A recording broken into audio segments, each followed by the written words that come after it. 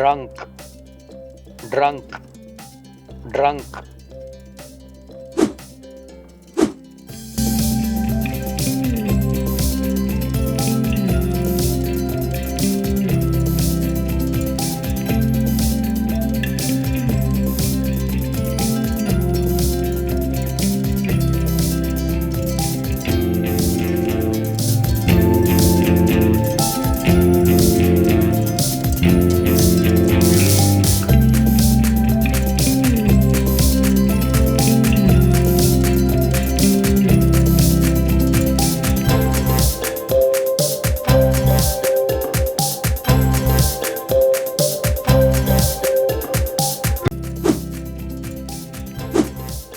Usage of drunk in present simple tense. They are drunk. वो नशे में हैं.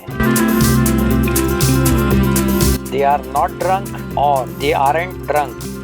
वो नशे में नहीं हैं. Are they drunk? क्या वो नशे में हैं? Are they not drunk और aren't they drunk? क्या वो नशे में नहीं हैं? Why are they drunk? वो क्यों नशे में हैं? Why are they not drunk और why aren't they drunk? वो क्यों नशे में नहीं हैं?